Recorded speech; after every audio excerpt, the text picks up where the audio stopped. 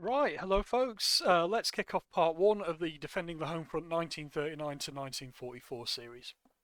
As always with these longer videos where I have to get a lot of information across, I'll be using a script, so that's why I'm looking over this way quite a bit. And the sources I'm quoting from, the primary sources I'm quoting from, will be presented at the bottom of the relevant slides. Um, just to call this out before it inevitably happens, there's probably going to be information in this presentation that will get plagiarized and ripped off. So if you are thinking of copying what I'm saying in this video to make yourself look clever or to your mates or online, don't be a knob, just share the video with them instead of copying what I'm saying. So, to start things off, when it comes to the defence of the UK during the Second World War, pretty much everything that's been written and everything that gets put out today focuses on the period when the Germans invade France and the lowland countries in around May 1940. Historically, though, this event marked a much later period in terms of the UK's defence. And as we'll see in this series, the defence of the UK was many months old by the point the Germans turned their attention to France. So to properly appreciate the country's preparations for defence and the reaction to potential invasion, we need to take a look at the month before war had even been declared. So in August 1939, this is when things ramped up and units were mobilised to start the land defence of the UK against attack. So, just so you're aware, most war diaries that I have, which are one of the main primary sources that I use to tell these stories, start on the 1st of December. Sorry, 1st of September even, not December, that's even later. So in terms of this pre-war preparations, I've got a very limited insight. But I'm presenting here pretty much all the information that I have in relation to the mobilisation pre Second World War. But I thought I might as well start by showing that preparations for defence and defence itself took place a few months prior to war even being declared. Though some of the war diaries I do have start in August, late August 1940, they give some insight. This insight is relatively limited in comparison to the other information I have. But as usual, I'll be using documents that I have available, mainly those relating to Northern and Eastern commands and their subunits, in particular focusing on Yorkshire and Norfolk and a bit of the wider area, as these are my main research areas. So the aim of these videos is not to present, in terms of this local, the defence strategy things, it's not to present. I'm not going to go through every single command in every local area to look at how they're defended. I'm going to focus purely on the areas that I'm experienced with and the areas that I'm currently researching. And the idea there is that it gives people the kick up the backside to start looking at other areas. So, what we'll do is take a look at what was going on prior to and up to around the declaration of war on the 3rd of September 1939. So just to start off, we need to mention the Home Forces. So the Home Forces were the primary military organisation, or I think it's termed an office in some of the documents, that were responsible for defending the UK during the Second World War. Soon as people see the word home, they instantly think Home Guard. The Home Forces were not the Home Guard. This was a military unit, a military organisation that had several key functions in terms of defending the UK. So the unit's war diary, which is W0166/01, does not start until the 1st of September 1939 because the Home Forces had not been re-established at this point. So I don't get much insight into the months leading up to the Second World War. But as of the 1st of September 1939, the first officers were appointed to the Home Forces, and General Walter Kirk, who was the first Commander-in-Chief of Home Forces, was appointed on the 3rd of September 1939. The headquarters itself was initially established in the Horse Guards in London before moving to Netley Hall on the 7th of September. We'll take a close look at General Walter Kirk in a later episode. But in the wider scheme of things, the Commander-in-Chief of Home Forces was responsible for administering units that were deployed to the UK, ensuring they were trained and properly equipped, and also another key role of theirs was to implement the defence of the UK against land-borne threats and various threats. So it fell on the shoulders of the Home Forces, a military organisation, to implement the defence, and it fell squarely on the shoulders of the Commander-in-Chief of the Home Forces to work out what they were going to do, and implement the schemes of defence of the UK. So this is the unit that was responsible for defending the whole of the UK. And like I say, as soon as people hear the word home, they instantly think Home Guard. The Home Forces was a professional military organisation, responsible for what was termed home defence. Again, as soon as people hear the word home, they instantly think Home Guard. And yeah, it creates a lot of confusion today, but just be aware, home defence is the defence of the UK, and the units responsible for defending the UK made up the Home Forces. Okay.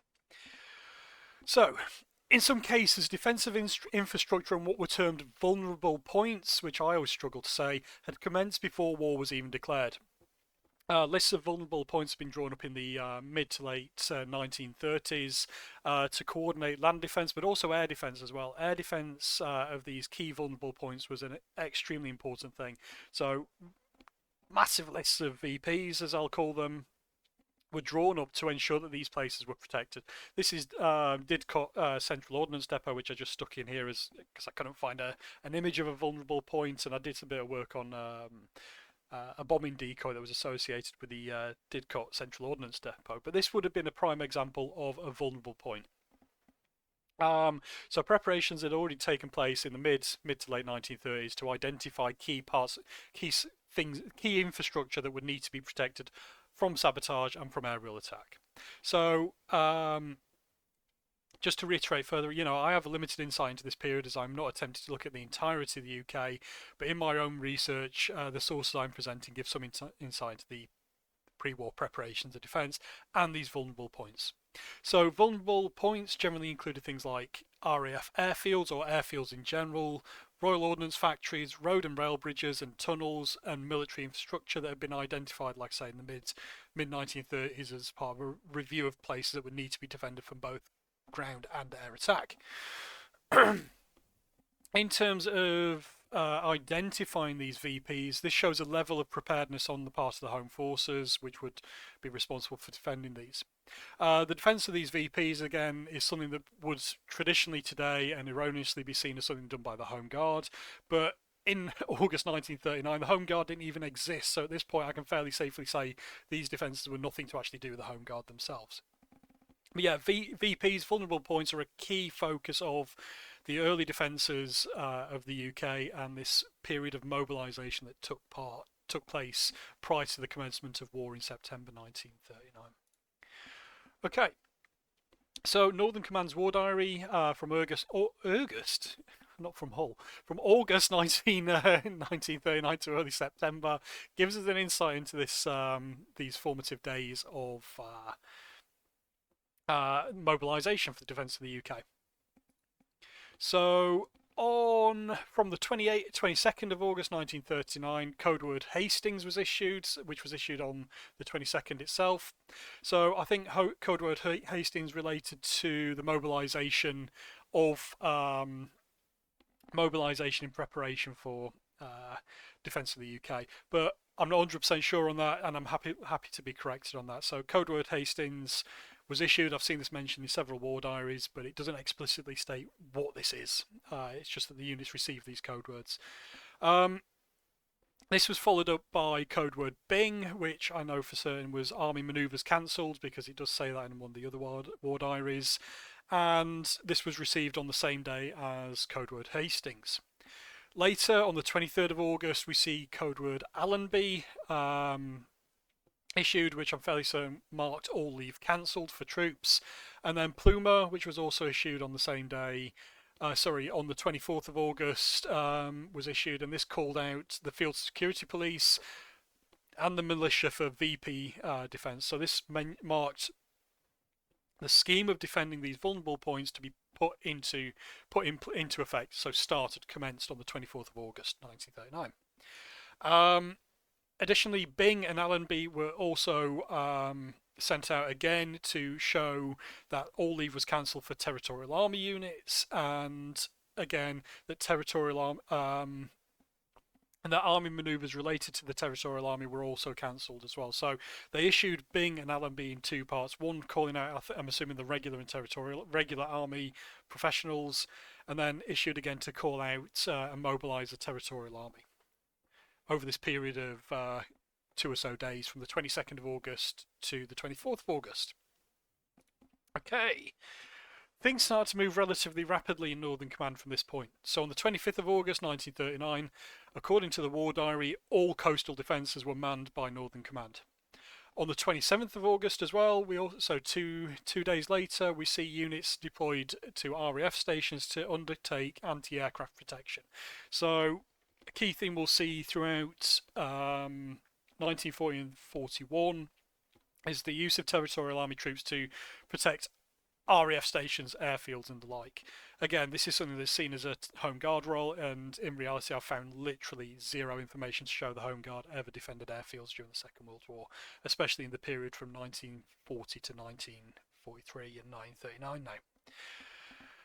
We also see on the 28th of August that the RDF station, so radar, radio direction finding, radar, the station at Staxonwold and Danby Beacon, I think it's Danby Beacon, isn't it? Yeah, Danby Beacon was also visited to assess the vulnerability from airborne ground attack of this vulnerable point as well. So we can see that things escalated relatively quickly in late August 1939 in terms of Northern Command.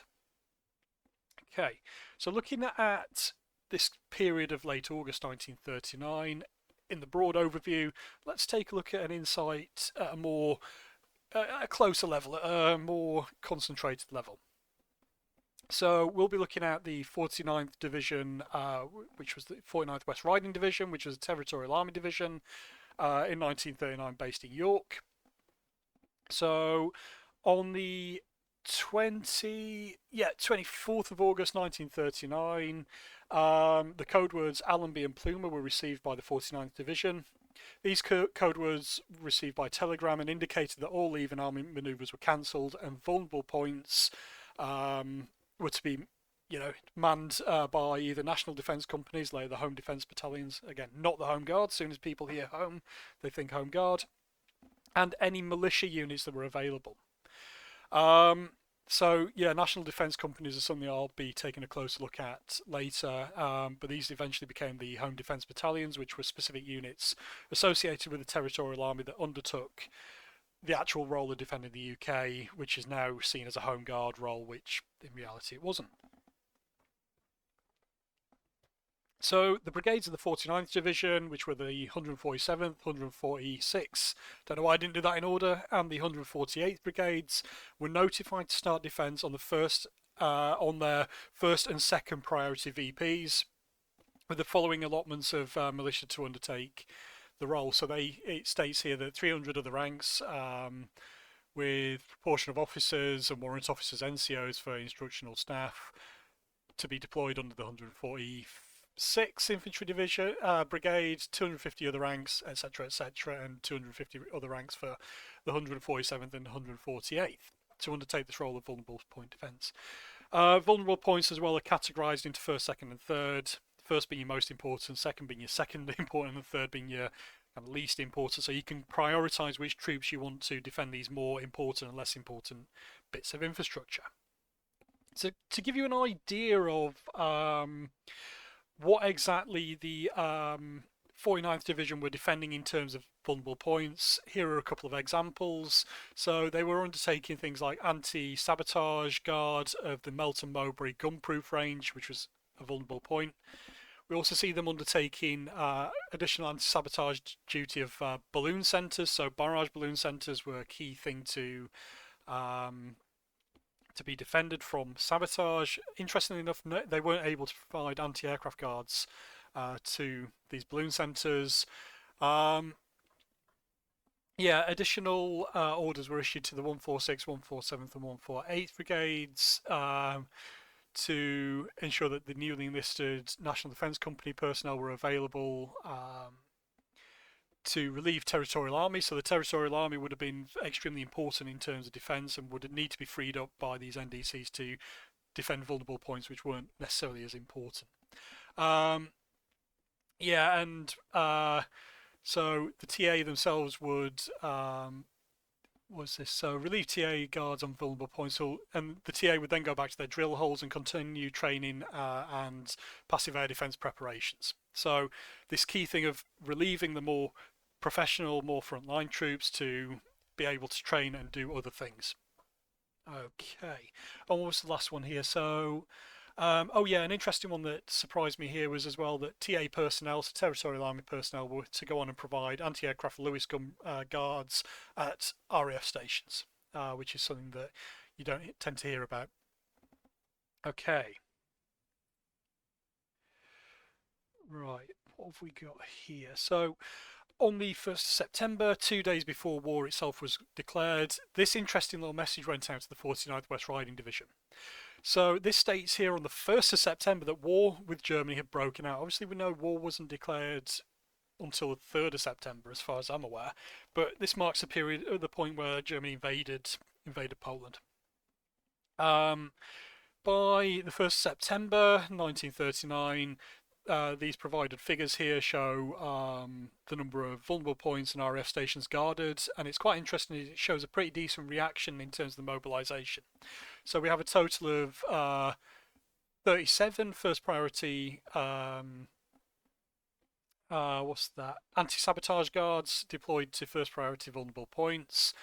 It's 17 to second priority and 8 to third priority. We also have 10 anti-aircraft guards deployed to RAF stations for anti-aircraft defence as well. So I have to say that's a pretty relatively decent, mobilisation over the course of a couple of days. That so 37 plus 17 plus 8, which I'm not going to work out because I'm terrible at maths.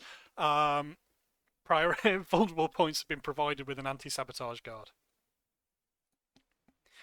By the 2nd of September, so we are coming into the period that is going to, well, we're starting to edge ever closer to the declaration of war on the 3rd of September. By the 2nd of September, additional VPs have been garrisoned by the 49th Division, including, Killingholme Oil Depot, so that's where the Killingholme Docks is. Gainsborough internment camp and all these other places. Belper Rolls-Royce, anti-sabotage guards posted. Really interesting range of stuff. Additional vulnerable points the division had to protect are outlined here, which included York Racecourse internment camp. So foreign nationals of German or was it Italian at this point? No, mainly German descent were interned. And it fell upon the 49th Division to defend that. We also have railway tunnels up on the Pennines being defended by the division as well. Okay, so hopefully that gives you an idea of the range of things that the units in Northern Command were defending. There were a lot more. I'm not going to outline them all in this video because, it go on forever. Okay. So just to highlight as well that this wasn't just something going on in Northern Command, this was much more widespread. We're going to take a look at Eastern Command.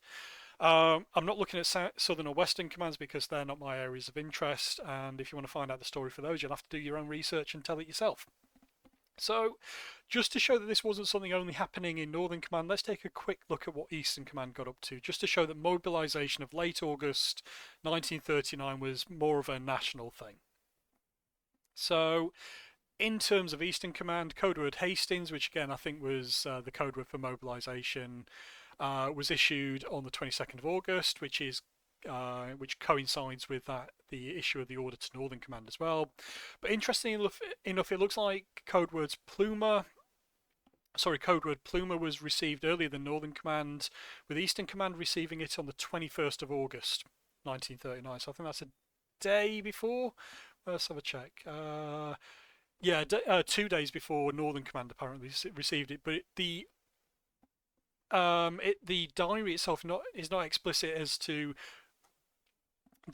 the code word itself. So it states here that orders to prepare guard for vulnerable points were received from the War Office on the 21st of August. And then instructions in respect to regarding the provision of militia loading parties for Air Defence Great Britain.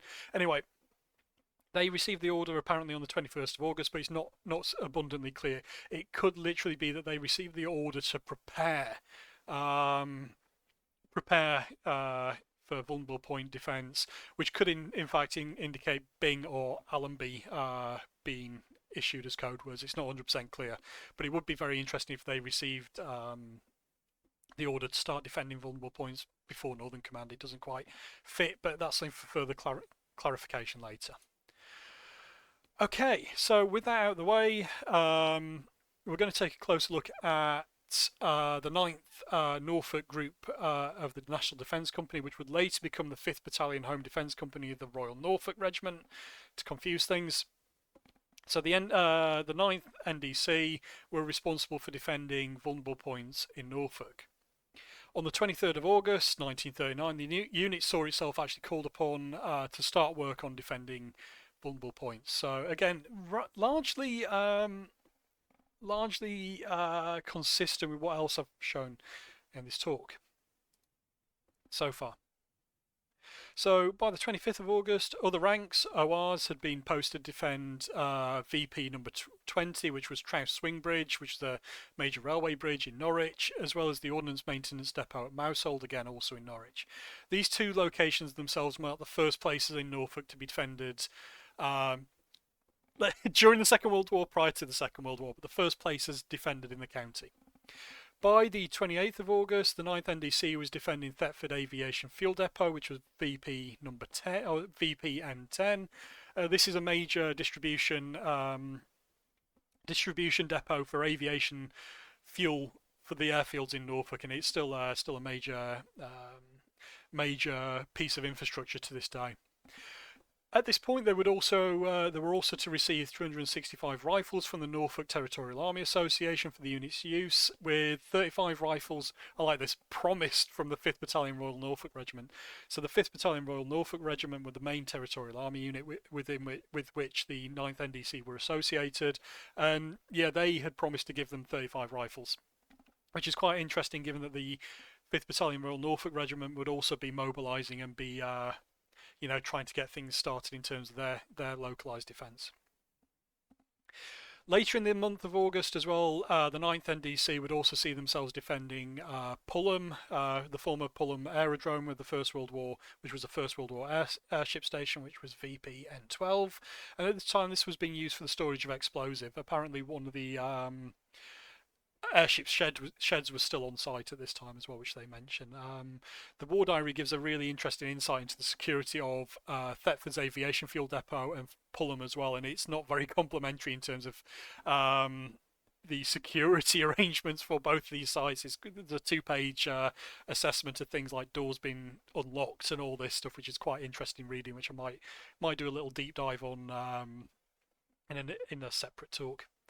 Right, so that is an extremely kind of brief overview from my work looking at the fact that the defence of the UK started before the Second World War had even started in terms of declaration of war.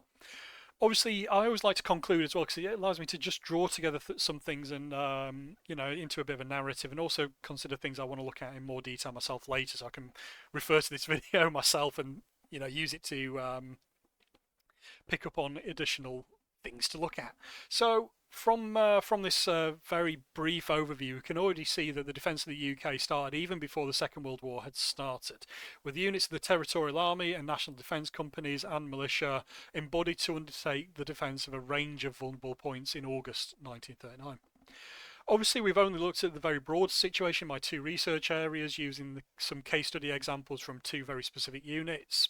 But it's clear that this is another example of a forgotten aspect of the UK's defence which needs more focus at a both localised and national level. Clearly, late August 1939 marked the start of the UK's defence, which is much earlier than the current belief that things didn't actually start until May 1940 when the Germans invaded France would lead you to believe. From these records, we can clearly see that the military reacting well in advance of the escalating situation on the military reacted well in advance of the escalating situation on the continent and was not caught off guard, so to speak. As we'll see as we go along with this series, the military would go on to form the Home Forces. The military that would go on to form the Home Forces clearly knew what they were doing. They were professional. This, as we know have seen from the Invasion Threat series, flies in the face of the commonly accepted narrative that everything the military did in terms of defending the UK was reactive rather than proactive, let's say. It also goes against the accepted narrative of the military being unprepared for literally everything, and in the end, having to rely on civilians to defend the UK, as the Home Guard centric narrative and ahistorical narrative continues to promote. So hopefully we'll see things much more clearly with this series, and I thought it best to start right at the beginning of the UK Second World War defence story, which didn't take place during the Second World War technically, but we can clearly see that preparations and active defence of the UK started before war had even been declared. So I hope that's been interesting. I hope that provides an insight into this completely forgotten aspect of the defence of the UK. Just to finish off, if you like this content and would like to contribute to my wider research, then please do consider donating via PayPal or Ko-Fi. The money helps me source primary source documents and helps me get a better understanding of what was going on. Links below. If you like what I've seen, if you like this video, let other people know, whatever. I'll catch you in the next one. Cheers and thank you.